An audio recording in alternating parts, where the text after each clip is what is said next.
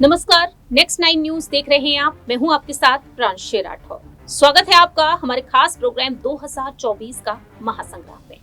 हमारे साथ इस वक्त मौजूद हैं दिनेश। आज चर्चा करेंगे मध्य प्रदेश की ग्वालियर लोकसभा सीट के बारे में। ग्वालियर सीट एक ऐसी सीट, ग्वालियर चंबल संभाग एक ऐसा संभाग जहां पर महाराज श्रीमंत कहे जाने वाले ज्योतिरादित्य सिंधिया, उनके परिवार का दबदबा देखने को मिलता है।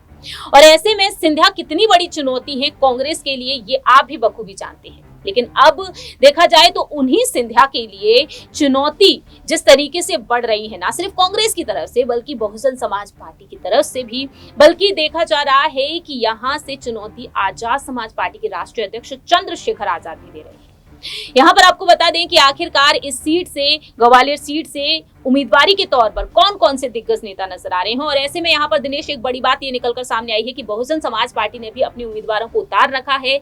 बहुजन समाज पार्टी से भी यहाँ पर कई नेताओं के नाम सामने आ चुके हैं। वो बागी नेता हैं कांग्रेस के, और ऐसे नेता जो बगावत करके बीएसपी में शामिल हो गए और बीएसपी से अब वह चुनाव लड़ रहे हैं। ग्वालियर लोकसभा सीट कांग्रेस का टिकट मांग रहे कल्याण सिंह कंसाना बहुजन समाज पार्टी से चुनावी मैदान में है। इनका मुकाबला भाजपा के भारत सिंह कुशवाहा और कांग्रेस के प्रवीण पाठक से है। सूत्रों की माने तो बसपा से गुर्जर को टिकट दिलाने के पीछे भाजपा की रणनीति रही और कांग्रेस को एक मुश्त मिलने वाली गुर्जर वोटों में सेंध लगाई जा सके।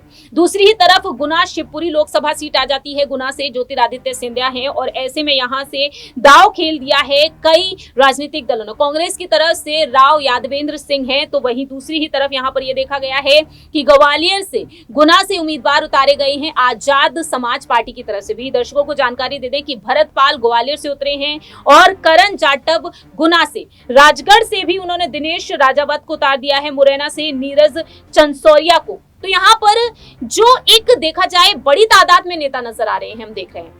दिनेश, कैसे देख रहे हैं मायावती, चंद्रशेखर आजाद, कांग्रेस और बीजेपी? हाँ, देखिए, मेरे को तो प्रांशु ऐसा लगता है कि भारतीय जनता पार्टी की घेराबंदी करने की तैयारी यहाँ से की गई है, क्योंकि कांग्रेस पार्टी ने भी कहीं ना कहीं जातीय समीकरण को देखते हुए तमाम सीटों पर प्रत्याशियों का ऐलान किया है। बहुजन समाज पार्टी की एंट्री होती है, दलित वोट बैंक को साधने की उनकी तरफ से कोशिशें की जाती है और मायावती लगातार जो दलित वोट बैंक की मसीहा के तौर पर देश भर में विख्यात प्रख्यात है, उन्होंने जो कदम उठाया उसके पीछे पीछे यहाँ पर जिस तरीके से चंद्रशेखर आजाद ने भी गुना सीट हो या अन्य सीटें हो, 6 मध्य प्रदेश में ऐसी सीटें हैं जहां से उन्होंने अपने प्रत्याशी उतारे हैं, तो कहीं ना कहीं जो जाटव वोट बैंक है जो मध्य प्रदेश में प्रमुख रूप से देखा जाता है, दलित समुदाय के अंतर्गत आता है, उसको साधने की कोशिश यहाँ पर मायावती की है। दूसरी तरफ बात करें चंद्रशेखर आजाद, उसमें सेंधमारी की कोशिशें कर रहे हैं। भारतीय जनता पार्टी भी ये चाहती थी कि उस दलित वोट बैंक का फायदा कहीं ना कहीं लाभार्थी वर्ग होने के नाते प्रधानमंत्री की नीतियों को जो है अनुसार चल करके, और बीजेपी उस लाभार्थी वोट बैंक का वर्ग का फायदा उठाना चाहती है।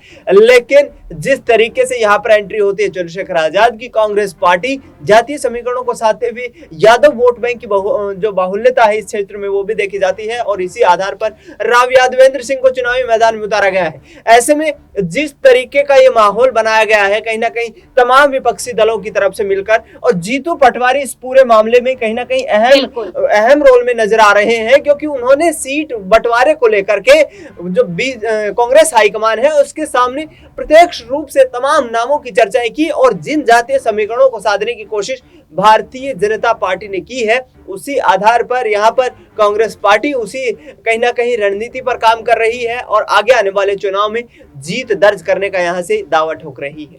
यहाँ पर दर्शकों को जानकारी दे दें, मध्य प्रदेश में 29 लोकसभा सीटें हैं और 29 में से 28 लोकसभा सीटों पर बीजेपी 2019 में जीत हासिल की। अब देखा जाए 29 लोकसभा सीटों पर जीत हासिल करना इतना आसान हो पाएगा या फिर नहीं। प्रधानमंत्री नरेंद्र मोदी जल्द से जल्द मध्य प्रदेश पहुंचेंगे। 6 मई को वह बड़वानी और धार में जनसभा को संबोधित करेंगे। मायावती कल मुरैना पहुंची और आज भी मुरैना में जनसभा को संबोधित करेंगी। 2 मई को प्रियंका गांधी मुरैना पहुंचेंगी। राहुल गांधी भी 30 अप्रैल को भिंड संसदीय सीट पर चुनावी प्रचार के लिए पहुंचेंगे। यानी कि देखा जाए एक एक करके सभी दिग्गज नेता वहां पहुंच रहे हैं। यहाँ पर आपको जानकारी दे दें कि इन सीटों पर 7 मई को चुनाव होने जा रहे हैं, मतदान होने जा रहे हैं। ऐसे में सिंधिया का गुना सीट से जीत हासिल कर पाना आसान हो पाता है या फिर नहीं, क्योंकि 2019 में कांग्रेस की टिकट पर चुनाव लड़ते हैं, हार जाते हैं बीजेपी के केपी यादव की तरफ से, और आज केपी यादव साइडलाइन है, बीजेपी से सिंधिया को टिकट मिला है। सिंधिया और मायावती कितनी बड़ी सेंध लगा सकते हैं? देखिए, सिंधिया कोशिशें ये कर रहे हैं कि वर्तमान में जो भारतीय जनता पार्टी ने जो जीत दर्ज की है विधानसभा के चुनाव में, उस माहौल का फायदा उठाया जाए। 2024 का लोकसभा चुनाव इसी आधार पर वो लड़ रहे हैं। 2019 में हमने देखा था कि कांग्रेस की टिकट पर चुनाव लड़े थे, महाराज कहे जाते हैं, बड़ा एक राजनीतिक परिवार है और उस आधार पर भी ज्योतिरादित्य सिंधिया वहां से जीत दर्ज करने में नाकाम रहे थे। 2018 में कांग्रेस पार्टी ने वहां पर सत्ता में मध्य प्रदेश में जरूर वापसी की थी, लेकिन उस दौरान भी मुख्यमंत्री बनने की चाहत उनकी तरफ से साफ तौर पर देखने को मिली थी। और ऐसे में कमलनाथ की तरफ से दो टूक ये कहा गया कि जब आप 19 के लोकसभा चुनाव में एक सीट भी यहां से नहीं निकाल पाए तो आखिरकार मुख्यमंत्री की कुर्सी पर किस आधार से दावा ठोक रहे हैं, क्योंकि कमलनाथ का 2018 में कांग्रेस पार्टी की सरकार बनाने में अहम रोल रहा था।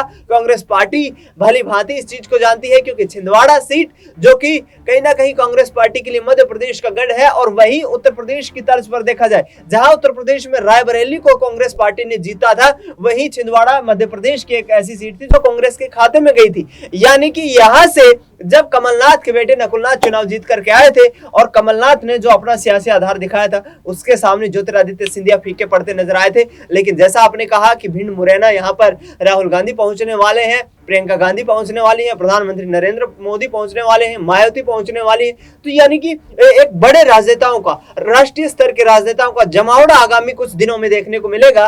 और जो 5 अप्रैल को चुनावी मतदान जो है प्रचार समाप्त हो जाएगा, 7 मई को यहाँ पर जो मतदान होना है उसको लेकर के उससे पहले एक माहौल बनाने की शीर्ष नेताओं की तरफ से तैयारियां की जा रही हैं और तमाम दिग्गज नेता यहां पर मैदान में उतरकर अपने प्रत्याशियों को चुनावी मैदान में जीत दिलाने के दावे ठोकने वाले हैं। लेकिन फिलहाल यदि देखा जाए तो मुझे थोड़ा सा यहाँ पर पलड़ा ज्योतिरादित्य सिंधिया का भारी लगता है, क्योंकि वर्तमान में मध्य प्रदेश में बीजेपी की सरकार है और सिंधिया वर्तमान में केंद्रीय मंत्री।